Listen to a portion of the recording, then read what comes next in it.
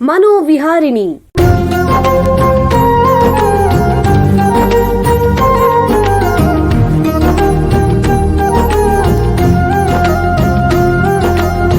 ಬೆಂಗಳೂರಿನ ನಿಮ್ಹಾನ್ಸ್ ವತಿಯಿಂದ ಮಾನಸಿಕ ಆರೋಗ್ಯ ಮತ್ತು ನರವಿಜ್ಞಾನ ಕುರಿತ ಪ್ರಾಯೋಜಿತ ಶಿಕ್ಷಣ ಮಾಲಿಕೆ. ಸಹಯೋಗ ಡಾಕ್ಟರ್ ರಾಮಚಂದ್ರ ಎನ್ ಮೂರ್ತಿ, ಮಾನಸಿಕ ಆರೋಗ್ಯ ಮತ್ತು ನರವಿಜ್ಞಾನ ಪ್ರತಿಷ್ಠಾನ, ನಿಮ್ಹಾನ್ಸ್. ಕೇಳಿ ಮಾನಸಿಕ ಆರೋಗ್ಯ ಮತ್ತು ನರವಿಜ್ಞಾನ ಕುರಿತ ಮಾಲಿಕೆ ಮನೋವಿಹಾರಿಣಿ. ನಮಸ್ಕಾರ ಶ್ರೋತೃಗಳೇ, ನಿಮಗೆಲ್ಲರಿಗೂ ಮನೋವಿಹಾರಿಣಿ ಶಿಕ್ಷಣ ಮಾಲಿಕೆ ಈ ಸಂಚಿಕೆಗೆ ಆತ್ಮೀಯ ಸ್ವಾಗತ. ಹಿಂದಿನ 2 ಸಂಚಿಕೆಗಳಿಂದ ಸ್ಕಿಜೋಫ್ರೀನಿಯಾ ಎಂಬ ಗಂಭೀರವಾದ ಮಾನಸಿಕ ಕಾಯಿಲೆ ಬಗ್ಗೆ ಚರ್ಚೆ ಮಾಡ್ತಿದ್ವಿ. ಈಗ ಅದನ್ನು ಮುಂದುವರಿಸೋಣ. ಹಿಂದಿನ ಸಂಚಿಕೆಯಲ್ಲಿ ತಜ್ಞರು ಹೇಳ್ತಿದ್ರು, ಸ್ಕಿಜೋಫ್ರೀನಿಯಾ ಸಮಸ್ಯೆಗೆ ಮುಖ್ಯವಾಗಿ ಮನೋವೈದ್ಯರನ್ನು ಸಂಪರ್ಕಿಸಬೇಕಾಗತ್ತೆ ಅಂತ. ಇದರ ಡಯಾಗ್ನೋಸಿಸ್ ಅಥವಾ ರೋಗ ನಿರ್ಣಯನ ಸಮಾಲೋಚನೆ ಮತ್ತು ಪ್ರಶ್ನಾವಳಿಯ ಮೂಲಕ ಮಾಡ್ತಾರೆ. ಕೆಲವೊಮ್ಮೆ ಸ್ಕಿಜೋಫ್ರೀನಿಯಾ ಅನ್ನು ಹೋಲುವ ಇತರ ಮಾನಸಿಕ ಸಮಸ್ಯೆಗಳೇನಾದರೂ ಇದ್ದರೆ ಅದನ್ನು ತಿಳ್ಕೊಳ್ಳೋಕ್ಕೆ ಸ್ಕ್ಯಾನ್, ರಕ್ತ ಪರೀಕ್ಷೆ ಅಥವಾ ಮೂತ್ರದ ಪರೀಕ್ಷೆಗಳನ್ನು ಕೂಡ ಮಾಡಬಹುದು. ಸ್ಕಿಜೋಫ್ರೀನಿಯಾ ರೋಗಕ್ಕೆ ಮುಖ್ಯ ಚಿಕಿತ್ಸೆ ಔಷಧಿಗಳು. ಔಷಧಿ ಕೊಡಕ್ಕೆ ಮುಂಚೆ ರೋಗಿ ಮತ್ತು ಅವರ ಕುಟುಂಬದವರ ಹತ್ರ ಚರ್ಚೆ ಮಾಡಿ ರೋಗಿಯ ದೈಹಿಕ ಸಮಸ್ಯೆಗಳನ್ನು ಗಣನೆಗೆ ತೆಗೆದುಕೊಂಡು ನಿರ್ಧಾರ ಮಾಡಲಾಗುತ್ತೆ. ಕಡಿಮೆ ಡೋಸ್ನಲ್ಲಿ ಪ್ರಾರಂಭಿಸಿ 4 ರಿಂದ 6 ವಾರ ಅದರ ಪರಿಣಾಮ ಮತ್ತು ಅಡ್ಡ ಪರಿಣಾಮಗಳು ನೋಡಿಕೊಂಡು ರೋಗಿಗೆ ಹೊಂದಿಕೊಳ್ಳುವಂತಹ ಡೋಸ್ನ ನಿರ್ಧಾರ ಮಾಡ್ತಾರೆ. ಕೆಲವು ಸಾರಿ ಔಷಧಿಗಳು ಪರಿಣಾಮಕಾರಿಯಾಗಿ ಇಲ್ಲದೇನೆ ಹೋದರೆ ಆವಾಗ ಕ್ಲೋಜಪಿನ್ ಅನ್ನೋ ಔಷಧಿನ ಉಪಯೋಗಿಸ್ತಾರೆ. ಕೆಲವೊಮ್ಮೆ ರೋಗಿಗೆ ತನಗೆ ಕಾಯಿಲೆ ಇದೆ, ಔಷಧಿ ತಗೋಬೇಕು ಅನ್ನೋ ಅರಿವು ಇಲ್ಲದಿದ್ದಾಗ ಚುಚ್ಚುಮದ್ದು ಕೂಡ ಕೊಡ್ತಾರೆ. ಕಾಯಿಲೆ ಗುಣವಾದ ನಂತರವೂ 1 ವರ್ಷದವರೆಗೂ ಮಾತ್ರೆ ತಗೋಬೇಕಾಗತ್ತೆ. ಕೆಲವರಿಗೆ 2 ವರ್ಷಗಳ ನಂತರ ಮಾತ್ರೆ ನಿಲ್ಲಿಸಿದ್ರೆ ಕಾಯಿಲೆ ವಾಸಿಯಾಗಿರ್ಬೋದು, ಕೆಲವೊಮ್ಮೆ ಲಕ್ಷಣಗಳು ಪೂರ್ಣವಾಗಿ ನಿಲ್ಲದೇ ಇರಬಹುದು, ಅಥವಾ ಪೂರ್ಣವಾಗಿ ಮರುಕಳಿಸಬಹುದು ಅಥವಾ ಉಲ್ಬಣಿಸಬಹುದು ಕೂಡ. ಕೆಲವರಿಗೆ ಜೀವನ ಪರ್ಯಂತ ಔಷಧಿ ಕೊಡಬೇಕಾಗತ್ತೆ. ಈ ಔಷಧಿಗಳಿಂದ ಅಡ್ಡ ಪರಿಣಾಮಗಳು ಇರಬಹುದು. ಉದಾಹರಣೆಗೆ ಶುರುವಿನ ಹಂತದಲ್ಲಿ ಪಾರ್ಕಿನ್ಸನ್ ಕಾಯಿಲೆಯ ಲಕ್ಷಣಗಳು ಕಾಣಿಸ್ಬೋದು. ದೀರ್ಘಕಾಲದಲ್ಲಿ ತೂಕದಲ್ಲಿ ಏರು, ಬೊಜ್ಜು, ಹೆಚ್ಚಾದ ಹಸಿವು, ರಕ್ತದೊತ್ತಡದಲ್ಲಿ ಏರು, ದೇಹದಲ್ಲಿ ಕೊಬ್ಬಿನ ಅಂಶ ಹೆಚ್ಚಾಗಬಹುದು, ಸಕ್ಕರೆ ಕಾಯಿಲೆ ಕೂಡ ಬರಬಹುದು. ಈ ವಿಷಯಗಳನ್ನೇ ಮುಂದುವರಿಸ್ತಾ ಸ್ಕಿಜೋಫ್ರೀನಿಯಾದಲ್ಲಿ ಔಷಧೇತರ ಚಿಕಿತ್ಸೆಯ ಬಗ್ಗೆ ತಜ್ಞರ ಹತ್ರ ಮಾಹಿತಿ ಪಡೆಯೋಣ. ಮನೋವೈದ್ಯಕೀಯ ಶಾಸ್ತ್ರದಲ್ಲಿ ಸುಮಾರು 15 ವರ್ಷಗಳಿಂದ ವೈದ್ಯಕೀಯ ಸೇವೆ ಮತ್ತು ಸಂಶೋಧನೆ ಮಾಡ್ತಾ ಇರುವಂತಹ ನಿಮ್ಹಾನ್ಸ್ನ ಸೈಕ್ಯಾಟ್ರಿಕ್ ರಿಹ್ಯಾಬಿಲಿಟೇಷನ್ ಸರ್ವಿಸಸ್ ಅಂದ್ರೆ ಮನೋವೈದ್ಯಕೀಯ ಪುನರ್ವಸತಿ ಸೇವೆಗಳ ವಿಭಾಗದಲ್ಲಿ ಸಹಾಯಕ ಪ್ರಾಧ್ಯಾಪಕರಾಗಿರುವಂತಹ ಡಾಕ್ಟರ್ KN ನಿಶಾಂತ್ ಅವರು ನಮ್ಮ ಜೊತೆಗಿದ್ದಾರೆ. ಅವ್ರನ್ನ ಸ್ವಾಗತಿಸೋಣ. ನಮಸ್ಕಾರ ಡಾಕ್ಟರ್ ನಿಶಾಂತ್ ಅವರೇ. ನಮಸ್ಕಾರ ಸರ್. ನಿಮಗೆ ಈ ಕಾರ್ಯಕ್ರಮಕ್ಕೆ ಸ್ವಾಗತ. ಡಾಕ್ಟರ್ ನಿಶಾಂತ್ ಅವರೇ, ನಿಮಗೆ ಮೊದಲನೇ ಪ್ರಶ್ನೆ ಏನು ಅಂದ್ರೆ, ಈ ಸ್ಕಿಜೋಫ್ರೀನಿಯಾ ಕಾಯಿಲೆಗೆ ಔಷಧಿ ಇಲ್ಲದೆ ಅಂದ್ರೆ ಔಷಧೇತರ ಚಿಕಿತ್ಸೆಗಳಿವೆಯೇ? ಇವುಗಳಲ್ಲಿ ಎಷ್ಟು ಪ್ರಕಾರಗಳಿವೆ? ಹೌದು, ಔಷಧೇತರ ಚಿಕಿತ್ಸೆಗಳು ಇದಾವೆ. ಆ ಚಿಕಿತ್ಸೆಗಳನ್ನ ನಾವು ಸುಲಭವಾಗಿ ಅರ್ಥ ಮಾಡ್ಕೊಳ್ಳೋದಕ್ಕೋಸ್ಕರ 3 ವಿಂಗಡಣೆ ಮಾಡೋಣಂತೆ. ಒಂದು ಬ್ರೈನ್ ಸ್ಟಿಮ್ಯುಲೇಷನ್ ಥೆರಪಿ, ಎರಡನೇದಾಗಿ ಸೈಕಾಲಜಿಕಲ್ ಟ್ರೀಟ್ಮೆಂಟ್, ಮೂರನೇದಾಗಿ psychiatric rehabilitation services. Brain stimulation ಥೆರಪಿಯಲ್ಲಿ 3 ತರದಲ್ಲಿದೆ. ಒಂದು ಎಲೆಕ್ಟ್ರೋಕನ್ವಲ್ಸಿವ್ ಥೆರಪಿ, ECT ಅಂತ ಏನ್ ಹೇಳ್ತಾರೆ, ಟ್ರಾನ್ಸ್ಕ್ರೇನಿಯಲ್ ಮ್ಯಾಗ್ನೆಟಿಕ್ ಸ್ಟಿಮ್ಯುಲೇಷನ್, TMS ಅಂತ ಏನ್ ಹೇಳ್ತಾರೆ, transcranial direct current stimulation, TDCS ಅಂತ ಏನ್ ಹೇಳ್ತಾರೆ ಅದು. ಸೊ ಒಂದೊಂದಾಗಿ ಅದ್ರ ಬಗ್ಗೆ ತಿಳ್ಕೊಳ್ಳೋಣಂತೆ. ಒಂದು ECT ಅಂದ್ರೆ ಏನು? ಜನಕ್ಕೆ ಗೊತ್ತಿರುತ್ತೆ, ECT ಬಗ್ಗೆ ಕೇಳಿರ್ತಾರೆ, ಅದ್ರ ಬಗ್ಗೆ ವಿಪರೀತವಾದ ಅಭಿಪ್ರಾಯಗಳಿರ್ತದೆ. ಅದು ಸಕಾರಾತ್ಮಕವಾಗಿರ್ಬೋದು, ನಕಾರಾತ್ಮಕವಾಗಿರ್ಬೋದು. ಮಾನಸಿಕ ಕಾಯಿಲೆಗಳಲ್ಲಿ ಏನಾಗ್ತದೆ ಅಂತ ಹೇಳಿದ್ರೆ, ಕೆಲವು ಭಾಗದಲ್ಲಿ ಮೊದಲು ಏನ್ ಜಾಸ್ತಿ ಕೆಲಸ ಮಾಡ್ತಿರ್ತದೆ, ಕೆಲವು ಏನ್ ಭಾಗಗಳಿರ್ತವೆ ಅಲ್ಲಿ ಕಡಿಮೆ ಕೆಲಸಗಳಾಗ್ತಾ ಇರ್ತದೆ. ಸೊ ಇವೆರಡೂ ಒಳ್ಳೇದಲ್ಲ. ಇವೆರಡರಿಂದ ಏನಾಗ್ತದೆ, ಸಿಂಪ್ಟಮ್ಸ್ಗಳು ಏನಂತ ಹೇಳ್ತಾರೆ, ಸ್ಕಿಜೋಫ್ರೆನಿಯಾ ಸಿಂಪ್ಟಮ್ಸ್ಗಳು ಬರ್ತದೆ. ಸೊ ಇದಕ್ಕೆ ಕಾರಣ ಏನಪ್ಪಾ ಅಂತ ಹೇಳಿದ್ರೆ ಕೆಮಿಕಲ್ ಇಂಬ್ಯಾಲೆನ್ಸ್. ಆ ಕೆಮಿಕಲ್ ಇಂಬ್ಯಾಲೆನ್ಸ್ ಇಂದ ಈ ತರ ವ್ಯತ್ಯಾಸ ಇರುತ್ತದೆ. ಒಂದೇ ಸಮಯದಲ್ಲಿ ಎಲ್ಲಾ ಬ್ರೈನ್ ಸೆಲ್ಸ್ಗಳು ಒಂದು ಎಲೆಕ್ಟ್ರಿಕಲ್ ಇಂಪಲ್ಸ್ ಜನರೇಟ್ ಮಾಡ್ಲಿಕ್ಕೆ ಸ್ಟಾರ್ಟ್ ಮಾಡಿದ್ರೆ ಅದರಿಂದ ಏನಾಗ್ತದೆ ಅಂತ ಹೇಳಿದ್ರೆ, ಮುಂದೆ ಇದೇ ತರ 1 ಸೆಷನ್ 2 ಸೆಷನ್ ಹಲವಾರು ಸೆಷನ್ಗಳು, ಈ ತರ ಸೆಷನ್ಗಳು ಆದ ನಂತರ ಏನಾಗುತ್ತೆ ಅಂತ ಹೇಳಿದ್ರೆ, ಏನ್ ಈ ಬದಲಾವಣೆ ಆಗಿತ್ತು, ಕೆಮಿಕಲ್ ಇಂಬ್ಯಾಲೆನ್ಸ್ ಅಂತ ಏನ್ ಹೇಳ್ತಾರೆ, ಆ ಕೆಮಿಕಲ್ ಇಂಬ್ಯಾಲೆನ್ಸ್ ಒಂದು ಸಮತೋಲನಕ್ಕೆ ಬರ್ತದೆ. ವಿದ್ಯುತ್ ಶಕ್ತಿ ಹಾಯಿಸುವ ಮೂಲಕ ಆ ಏನೇನು ರಾಸಾಯನಿಕಗಳನ್ನ ಒಂದು ಸಮತೋಲನ ಆಗಕ್ಕೆ ನೀವು ಪ್ರಯತ್ನ ಪಡ್ತೀರಾ?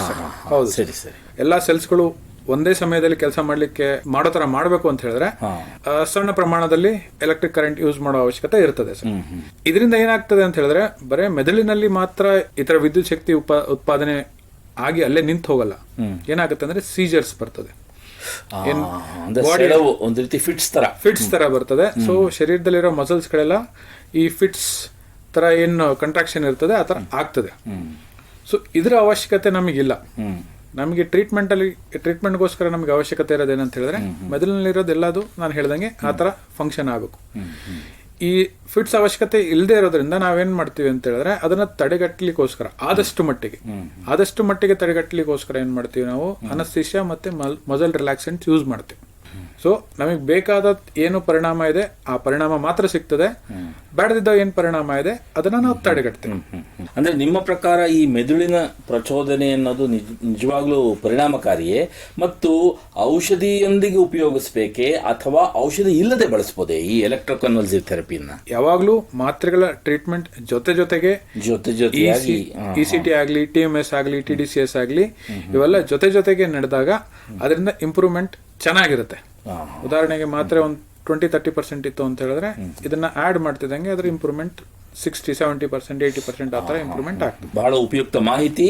ಈಗ ಒಂದು ಸಣ್ಣ ವಿರಾಮ ತಗೊಳ್ಳೋಣ. ನಂತರ ಸ್ಕಿಜೋಫ್ರೀನಿಯಾದಲ್ಲಿ ಔಷಧೇತರ ಚಿಕಿತ್ಸೆಯ ಬಗ್ಗೆ ಚರ್ಚೆಯನ್ನು ಮುಂದುವರಿಸೋಣ. ಬೆಂಗಳೂರಿನ ನಿಮ್ಹಾನ್ಸ್ ಮಾನಸಿಕ ಆರೋಗ್ಯ ಮತ್ತು ನರವಿಜ್ಞಾನ ಕ್ಷೇತ್ರದಲ್ಲಿ ಹೆಸರುವಾಸಿ. ಶ್ರೇಷ್ಠ ಮಟ್ಟದ ಔಷಧೋಪಚಾರ, ಸಂಶೋಧನೆ ಮತ್ತು ತರಬೇತಿ ಇವೇ ನಿಮ್ಹಾನ್ಸ್ನ ಪ್ರಮುಖ ಧ್ಯೇಯಗಳು. ದೇಶದ ವಿವಿಧ ಭಾಗಗಳಿಂದ ಬರುವ ಲಕ್ಷಾಂತರ ಜನರಿಗೆ ಚಿಕಿತ್ಸೆ ನೀಡುವ ನಿಮ್ಹಾನ್ಸ್ಗೆ ರಾಷ್ಟ್ರೀಯ ಪ್ರಾಮುಖ್ಯತಾ ಸಂಸ್ಥೆ ಎಂಬ ಗೌರವ. ಚಿಕಿತ್ಸೆ ಮತ್ತು ವೈದ್ಯಕೀಯ ಸೇವೆಗಳ ಜೊತೆಯಲ್ಲಿ ನರರೋಗ ಮತ್ತು ಮನೋವೈದ್ಯಕೀಯ ಪುನರ್ವಸತಿ ಸೇವೆಗಳು, ಸಮುದಾಯ ಮಟ್ಟದ ಆರೋಗ್ಯ ಕಾರ್ಯಕ್ರಮಗಳನ್ನು ನಡೆಸುವುದು ಹಾಗೂ ಜನಜಾಗೃತಿ ಮೂಡಿಸುವ ಕೆಲಸಗಳಲ್ಲಿ ಸಕ್ರಿಯವಾಗಿದೆ ನಿಮ್ಹಾನ್ಸ್.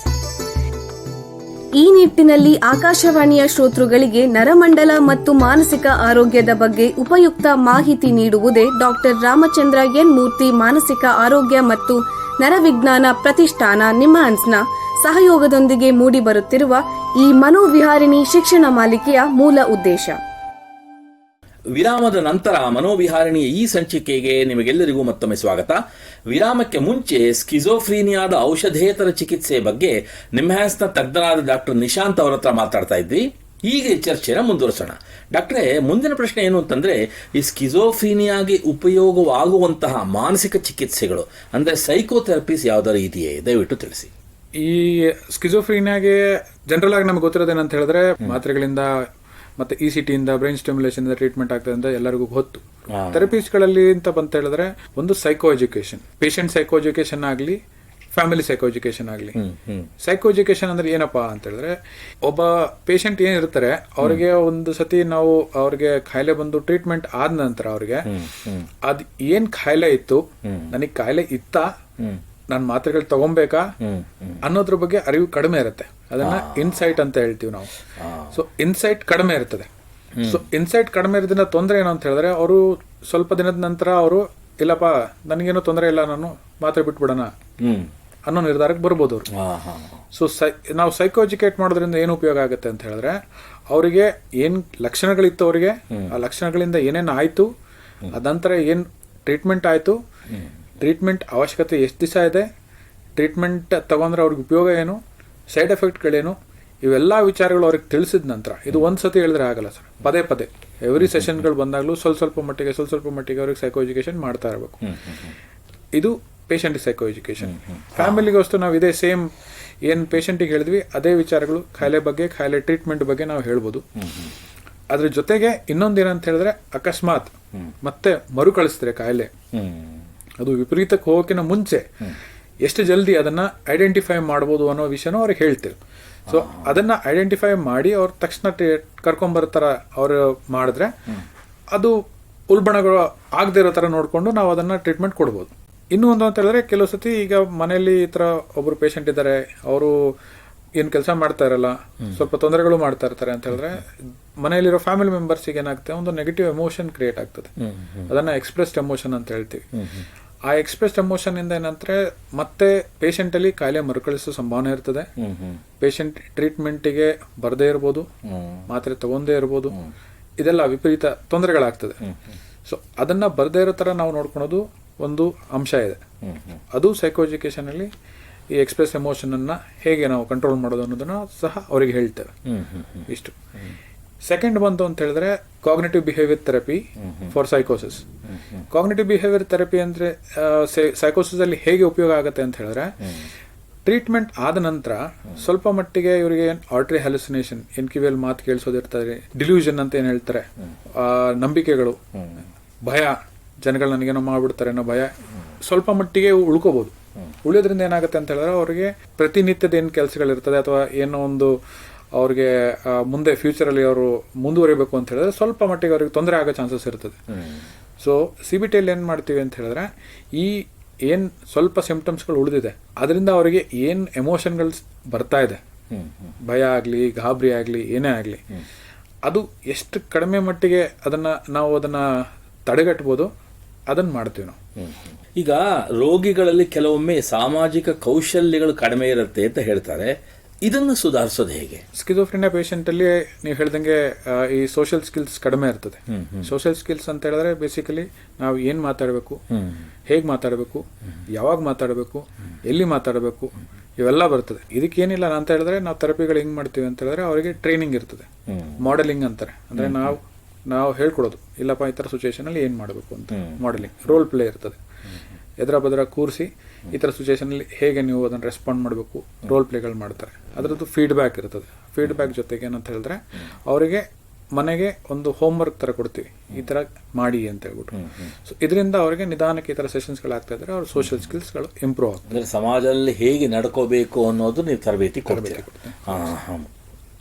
ಈಗ ನಿಮ್ಮ ಪ್ರಕಾರ ಡಾಕ್ಟ್ರೆ, ಔಷಧಿಗಳಿರ್ಬೋದು ಅಥವಾ ಔಷಧೇತರ ಚಿಕಿತ್ಸೆಗಳಿರ್ಬೋದು, ಇವುಗಳಿಂದ ಸ್ಕಿಜೋಫ್ರೀನಿಯಾ ಅನ್ನೋ ಕಾಯಿಲೆಯನ್ನು ಸಂಪೂರ್ಣವಾಗಿ ಗುಣಪಡಿಸಲು ಸಾಧ್ಯವೇ?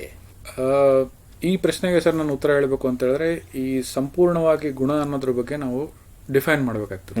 ಉದಾಹರಣೆಗೆ ಒಬ್ಬ ವ್ಯಕ್ತಿಗೆ ಶುಗರ್ ಕಾಯಿಲೆ ಇರ್ಬೋದು ಅಥವಾ BP ಕಾಯಿಲೆ ಇರ್ಬೋದು, ಹೈಪರ್ ಟೆನ್ಷನ್ ಇರ್ಬೋದು, ಆ ವ್ಯಕ್ತಿ ಮಾತ್ರೆ ತಗೊತಾ ಇದ್ದಾರೆ, ಆ ಮಾತ್ರೆ ತಗೊಂಡಿದ ನಂತರ ಅವ್ರ ಶುಗರ್ ಕಂಟ್ರೋಲ್ ಇದೆ ಮತ್ತೆ BP ಕಂಟ್ರೋಲ್ ಇದೆ ಅಂತ ಹೇಳಿದ್ರೆ, ಇದನ್ನ ನೀವು ಕ್ಯೂರ್ ಅಂತ ನೀವು ಅದನ್ನ ಭಾವಿಸ್ತೀರಾ ಅಂತ ಹೇಳಿದ್ರೆ ಇದು ಸಾಧ್ಯ. ಹತೋಟಿಯಲ್ಲಿ ಇಟ್ಕೊಳ್ಳುವಂತಹ ನಿರ್ವಹಣೆ ಸಾಧ್ಯ ಅಂತಿದೆ. ಸಾಧ್ಯ. ಬಾರಿ ಒಂದು ಸಣ್ಣ ಪ್ರಮಾಣ ವ್ಯಕ್ತಿಗಳಲ್ಲಿ ಏನಾಗ್ತದೆ ಅಂತ ಹೇಳಿದ್ರೆ ಅವರಿಗೆ ಒಂದು ಸತಿ ಈ ಸ್ಕಿಜೋಫ್ರೆನಿಯಾ ತೊಂದರೆ ಎಪಿಸೋಡಿಕ್ ಅಂತ ಏನ್ ಹೇಳ್ತಾರೆ, ಒಂದು ಎಪಿಸೋಡ್ ಆದ ನಂತರ ನೀವು ಹೇಳ್ದಂಗೆ ಒಂದು ಎಪಿಸೋಡ್ ಆದ ನಂತರ 1 ವರ್ಷ ಮಾತ್ರೆ ತಗೊಬೇಕು ಅಂತ ಹೇಳ್ತಾರೆ. ಆ ಮಾತ್ರೆ ತಗೊಂಡ ನಂತರ ಅವರಿಗೆ ಮತ್ತೆ ಬರದೇ ಇರ್ಬೋದು. ಇದು ಪ್ರಮಾಣ ಭಾರಿ ಕಡಿಮೆ ಪ್ರಮಾಣದಲ್ಲಿ ಈ ತರ ಆಗ್ತದೆ. ಮೋಸ್ಟ್ ಆಫ್ ದ ಟೈಮ್ ಏನಾಗ್ತದೆ ಅಂತ ಹೇಳಿದ್ರೆ ಅವರು ಮಾತ್ರೆಗಳು ತಗೊಂತಾ ಇದ್ರೆ ಆ ಮಾತ್ರೆಗಳ ಮೇಲೆ ಅವರು ಚೆನ್ನಾಗಿರ್ತಾರೆ. ಸೊ ಬೇರೆ ವ್ಯಕ್ತಿಗಳ ತರ ಹೇಗೆ ಕೆಲಸ ಮಾಡ್ಬೋದು ಆ ತರ ಕೆಲಸ ಮಾಡ್ತಾರೆ. ಸ್ಕಿಜೋಫ್ರೀನಿಯಾ ರೋಗಿಗಳ ಪುನರ್ವಸತಿ ಸಾಧ್ಯವೇ? ಇದಕ್ಕೋಸ್ಕರ ಯಾರನ್ನ ಸಂಪರ್ಕಿಸಬೇಕು ದಯವಿಟ್ಟು ತಿಳಿಸಿ. ಪುನರ್ವಸತಿ ಸಾಧ್ಯ ಸರ್. ಹಲವಾರು ರಿಹ್ಯಾಬಿಲಿಟೇಷನ್ ಏನ್ ಕಾಂಪೊನೆಂಟ್ಗಳಿರುತ್ತೆ ಅದು ಎಲ್ಲ ಸೈಕಾಟ್ರಿಸ್ಟ್ಗಳು ಮಾಡ್ತಾರೆ. ಉದಾಹರಣೆಗೆ ಅವರು ಮೆಡಿಸಿನ್ ಮೇಲೆ ಇರಬೇಕು ಅದನ್ನ ಸೈಕೋಜಿಕೇಟ್ ಮಾಡೋದಾಗ್ಲಿ, ಅವ್ರಿಗೆ ಕೆಲಸದಲ್ಲಿ ಸ್ವಲ್ಪ ಮೋಟಿವೇಟ್ ಮಾಡೋದಾಗ್ಲಿ, ಕೆಲಸ ಮಾಡ್ಲಿಕ್ಕೋಸ್ಕರ, ಮನೆಯಲ್ಲಿ ಸಣ್ಣ ಪುಟ್ಟ ಕೆಲಸ ಮಾಡ್ಲಿಕ್ಕೋಸ್ಕರ, ಒಂದು ಶೆಡ್ಯೂಲ್ ಮೇಂಟೈನ್ ಮಾಡ್ಲಿಕ್ಕೋಸ್ಕರ, ಇವೆಲ್ಲ ಏನ್ ರಿಹ್ಯಾಬಿಲಿಟೇಷನ್ ಪಾರ್ಟ್ ಇರುತ್ತೆ ಅದು ಹಲವಾರು ಸೈಕಾಟ್ರಿಸ್ಟ್ಗಳು ಮಾಡ್ತಾರೆ. ಇನ್ನೂ ಇನ್ಡೆಪ್ತ್ ಆಗಿ ಅವ್ರ ರಿಹ್ಯಾಬಿಲಿಟೇಷನ್ ಅವಶ್ಯಕತೆ ಇತ್ತು ಅಂತ ಹೇಳಿದ್ರೆ ಸಪರೇಟ್ ಆಗಿ ಏನು ಸೈಕಾಟ್ರಿ ರಿಹ್ಯಾಬಿಲಿಟೇಷನ್ ಸರ್ವಿಸಸ್ ಅಂತ ನಿಮಾನ್ಸಲ್ಲಿ ಏನಿದೆ, ಇದೇ ರೀತಿ ಬೇರೆ ಹಾಸ್ಪಿಟಲ್ಗಳಲ್ಲಿ ಈ ಥರದ ಏನಾದ್ರು ಸರ್ವಿಸಸ್ ಇದ್ರೆ ಆ ಸರ್ವಿಸಸ್ ಅನ್ನ ಕಾಂಟ್ಯಾಕ್ಟ್ ಮಾಡ್ಬೋದು ಸರ್. ಬಹಳ ಉಪಯುಕ್ತ ಮಾಹಿತಿ ನೀಡಿದಿರಾ. ನೋಡಿ, ನಿಮ್ಮ ಹತ್ರ ಮಾತಾಡ್ತಾ ಕಾಲ ಕಳೆದಿದ್ದೇ ಗೊತ್ತಾಗ್ಲಿಲ್ಲ. ಇಲ್ಲಿಗೆ ಈ ಸಂಚಿಕೆ ಮುಗಿಸುವಂತ ಸಮಯ ಆಗ್ತಿದೆ. ಡಾಕ್ಟರ್ ನಿಶಾಂತ್ ಅವರೇ, ಎಲ್ಲ ಕೇಳುಗರಿಗೆ ಸ್ಕಿಜೋಫ್ರೀನಿಯಾದ ಔಷಧೇತರ ಚಿಕಿತ್ಸೆಯ ಬಗ್ಗೆ ಉಪಯುಕ್ತ ಮಾಹಿತಿ ನೀಡಿದಿರಾ. ನಿಮಗೆ ಎಲ್ಲರ ಪರವಾಗಿ ಧನ್ಯವಾದಗಳು.